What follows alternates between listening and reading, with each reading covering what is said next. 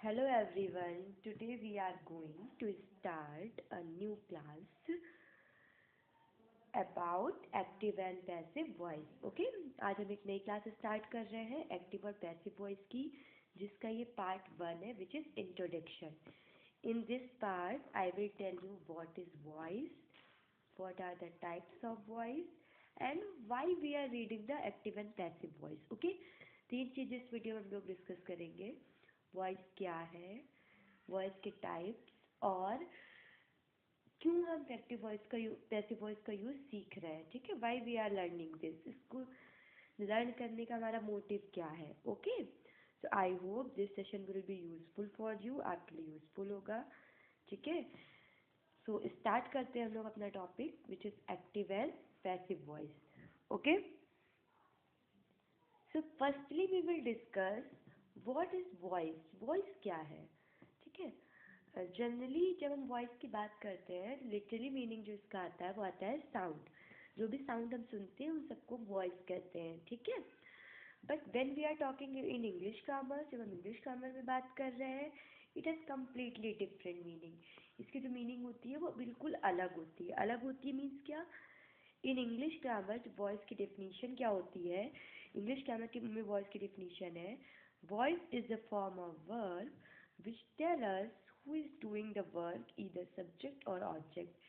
English grammar में voice verb की वो फॉर्म है जो हमें ये बता रही है कि हमारा जो डूअर कौन है, सब्जेक्ट डूअर है या ऑब्जेक्ट डूअर है. ठीक है, मीन्स हमारी जो सेंटेंस है वो सब्जेक्ट सेंट्रिक है, सब्जेक्ट वर्क कर रहा है, या फिर ऑब्जेक्ट सेंट्रिक है, ऑब्जेक्ट वर्क कर रहा है.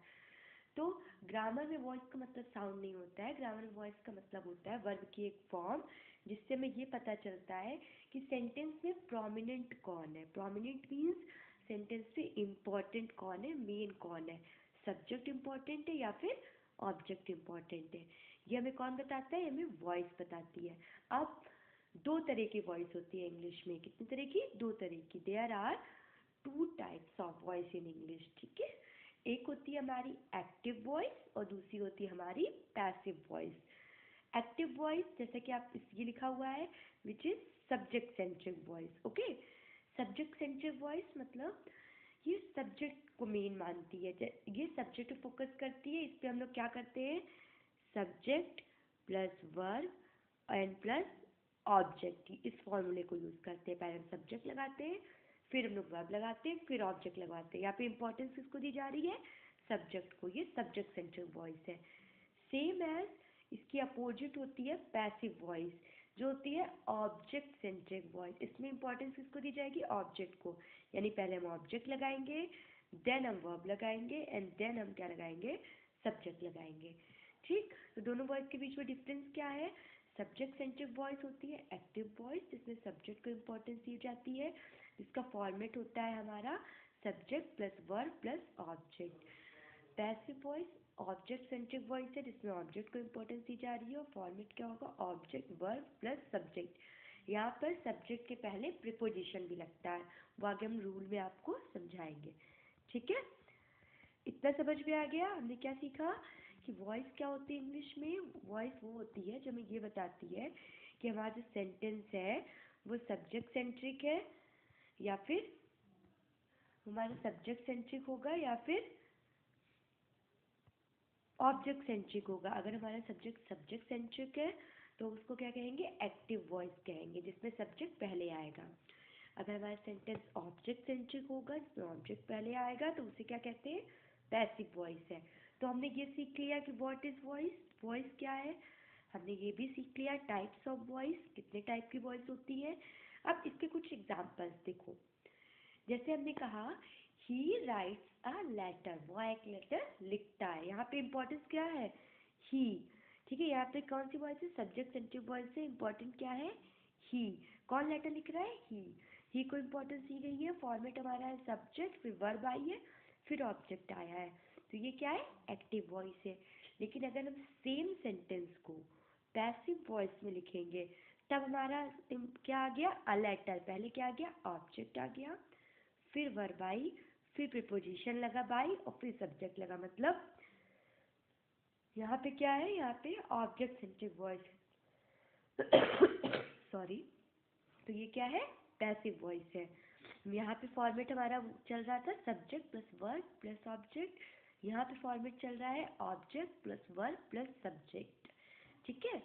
जैसे अगर हम और सेंटेंसेस लेना चाहें तो हम और सेंटेंसेस ले सकते हैं। ठीक है।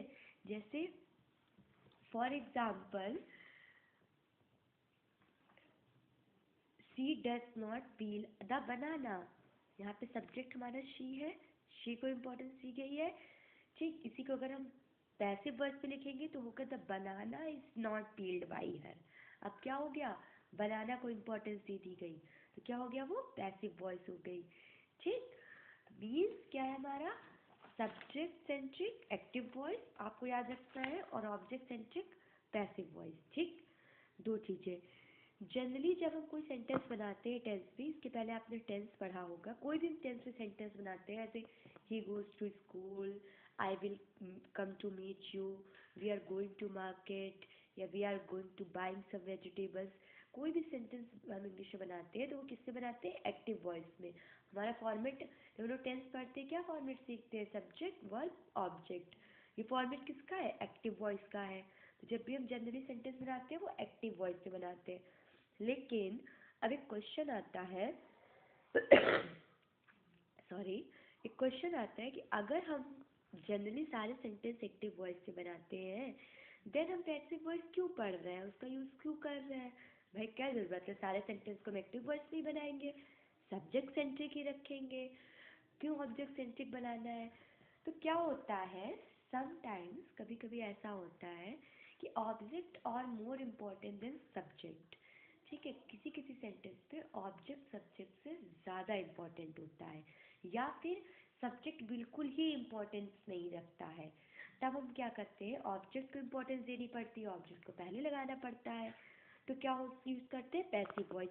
इसको आप ऐसे समझ सकते हो, ये सेंटेंस देखिए, बुक्स आर सोल्ड यार। आप सब मार्केट जाते हो, मार्केट पे आपने कहीं किसी दुकान के बाहर लिखा दिखा होगा बुक आर सोल्ड हियर, किताबें यहाँ मिलती हैं। The matter has been discuss, matter discuss किया गया। ही वॉज बीटन, उसे पीटा गया। देखो, बुक फर्स्ट सेंटेंस देखिए, फर्स्ट सेंटेंस हमारा है, इसको देखिए, बुक्स आर सोल्ड हियर। ठीक, बुक्स आर सोल्ड हियर, यहाँ पे इम्पोर्टेंस किसको दी गई है, बुक्स को। जो पर्सन बुक को बेच रहा है, सेल कर रहा है, उसको इम्पोर्टेंस नहीं दी गई है ना, यहाँ पे सब्जेक्ट लगाया ही नहीं गया है, डायरेक्ट लिख दिया गया है बुक्स आर सोल्ड हियर। तो ये क्या है, पैसिव वॉइस है। क्यों, क्योंकि बुक्स तो ऑब्जेक्ट है, कोई ना कोई पर्सन उसे बेच रहा होगा। ठीक है। The shopkeeper sold the books ना, देखिए शॉपकीपर इंपॉर्टेंट नहीं, इंपॉर्टेंट क्या है, बुक्स। तो ये क्या है, पैसिव वॉइस से बना, यहाँ पे सब्जेक्ट लगाया ही नहीं गया है। ठीक, the matter has been discussed, यहाँ पे क्या डिस्कस किया गया, मैटर। तो जो मैटर डिस्कस किया गया वो इम्पोर्टेंस है, जो लोग डिस्कस कर रहे हैं वो इम्पोर्टेंट उतने नहीं है।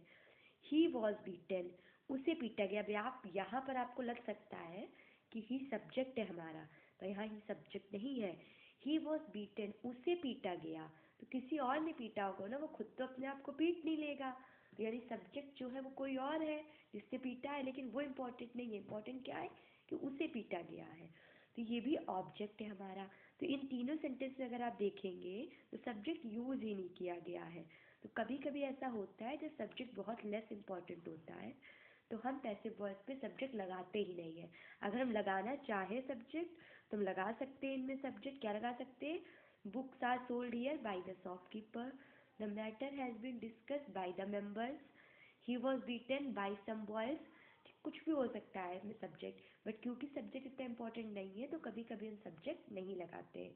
तो क्योंकि कभी कभी ऐसी सिचुएशन आती है जब हमारा ऑब्जेक्ट सब्जेक्ट से ज़्यादा इम्पोर्टेंट हो जाता है, इसीलिए हम पैसिव वॉइस सीखते हैं कि हम पैसिव वॉइस पे भी सेंटेंसेस को बना सकें। ठीक है। तो आज हमने क्या क्या सीखा इस सेशन में, एक क्विक रिकैप लेते हैं हम लोग। ठीक है। फर्स्टली हमने डिस्कस किया कि वॉइस क्या होती है। वॉइस वो होती है जो हमें बताती है कि सब्जेक्ट में डूअर कौन है, who is the doer in the subject, इधर। ठीक है, सब्जेक्ट और ऑब्जेक्ट। ठीक, डूअर कौन, सब्जेक्ट है या ऑब्जेक्ट है। अगर हमारा डूअर सब्जेक्ट होता है, सब्जेक्ट सेंट्रिक वॉइस होती है, तो उसे कहते हैं एक्टिव वॉइस। अगर हमारा डूअर ऑब्जेक्ट है, ऑब्जेक्ट सेंट्रिक वॉइस है, तो उसे कहते हैं पैसिव वॉइस। फिर हमने जाना कि जनरली हम सेंटेंस किसमें बनाते हैं, एक्टिव वॉइस में। क्यों? क्योंकि हम फॉर्मेट यूज करते हैं सब्जेक्ट वर्ब प्लस ऑब्जेक्ट। ठीक है। हम पैसिव, फिर हमने सीखा कि हम पैसिव वॉइस का यूज क्यों करते हैं, because there are in our day to day life there are some situation comes when our object is more important than our subject। कुछ situations आएंगी जब object subject से ज़्यादा important होगा, इसलिए हम passive voice यूज़ करना सीखते हैं जिससे कि हम उस situation में correct sentence बना सकें। So I hope this session will be helpful for you।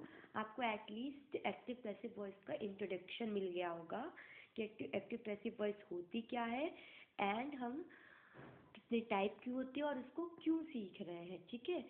When I upload the part second, जब इसका part second आएगा, in that part we will learn the rules how to change from active to passive। उसमें हम आपको rule सिखाएंगे कि active sentences को passive sentences में कैसे चेंज करते हैं, एक्टिव वॉइस को पैसिव वॉइस में कैसे चेंज कर सकते हैं। So wait for the session, till now keep in touch and share me your valuable feedback। Okay, thank you everyone।